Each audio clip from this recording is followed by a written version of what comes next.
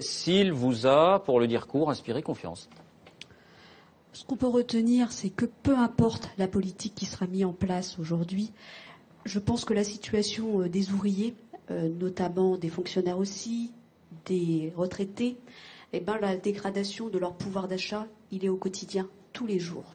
Donc ce qu'on attend, nous, c'est vraiment une reconnaissance, c'est du pouvoir d'achat qui nous permettra de rebondir et peut-être de relancer cette économie qu'on a tant souffert aujourd'hui. Alors on nous annonce aujourd'hui et on nous dit, il y a des cadeaux qui sont faits, notamment au niveau du pacte de responsabilité. Vous dites que c'est des cadeaux? Oui, c'est des cadeaux. Je dis que c'est un cadeau qui est fait au niveau du patronat. Plus de 40 milliards de cadeaux qui est fait, sans que le patronat aujourd'hui n'ait vraiment pris des engagements. Voilà. Parce que vous savez ce qu'on entend. On entend dire les marges des entreprises ont diminué, c'est pour ça que notre compétitivité a diminué, c'est pour ça, c'est ce que dit le président de la République, c'est pour ça qu'il faut aider à retrouver notre compétitivité parce que c'est l'emploi de demain. Eh bien, la compétitivité, il faudrait peut-être vérifier d'abord. On peut aider les entreprises à être compétitives, mais vous pouvez donc par l'intermédiaire donc de verser des aides publiques. C'est ça la compétitivité, notamment c'est le CICE qui sert aux entreprises à rendre compétitifs. Mais derrière, est-ce qu'il y a vraiment une bonne utilisation? Est-ce qu'il y a un contrôle aujourd'hui vraiment de toute l'utilisation de ces fonds-là? Et au-delà de ce cadeau qui a été fait, eh ben, c'est tout le régime de protection sociale en France qu'on va remettre en cause. La politique familiale qui est la meilleure d'Europe aujourd'hui. Et on va remettre tout ça en bas pour faire plaisir, notamment, je le dis, et je suis peut-être dur, à la finance. Aujourd'hui, on ne s'est pas vraiment attaqué au problème.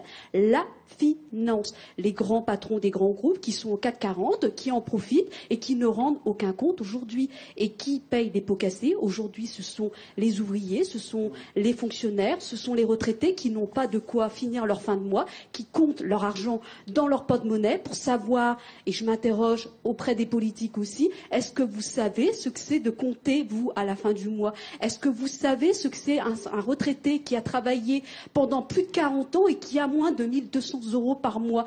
Est-ce que vous savez ce que c'est d'être payé à 9,88 de l'heure? C'est ça le quotidien des Français aujourd'hui. Je pense, mesdames, messieurs, que vous êtes déconnectés du terrain. Vous ne savez pas ce que c'est la vraie vie. Vous ne savez pas ce que c'est quand vous êtes au niveau de l'Assemblée nationale, que vous êtes au Sénat, vous votez des lois. Mais moi, je l'ai déjà dit à plusieurs politiques, je les ai rencontrés.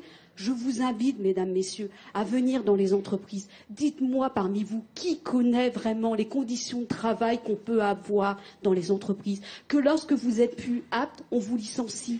Que vous n'êtes plus rien. Voilà, qu'on vous enlève votre dignité. Quand on entend des commentaires comme on s'est permis hier de la part du ministre de l'économie qui a dit qu'il y avait des salariés de chez GAD qui étaient illettrés. Est-ce que vous savez qu'il y a des salariés qui travaillent dans des usines agroalimentaires, qui ont des bacs, qui ont des licences, mais faute de travail, faute de reconnaissance de leur qualification, ils se retrouvent dans ces entreprises. C'est vous qui mettez cette situation. Ça fait 20 ans que vous êtes sur une politique qui ne marche pas. Et aujourd'hui, vous faites le constat, vous êtes en train de vous remballer la pierre les uns aux autres. C'est pas comme ça qu'on avance. Aujourd'hui, les Français ont envie de regagner de l'espoir, envie de gagner du pouvoir d'achat, et c'est comme ça, c'est par les augmentations de salaire qu'on relancera l'économie. Jean-Christophe Cornelis va peut-être vous répondre, ou quelqu'un d'autre d'ailleurs, mais je voudrais simplement vous poser une question.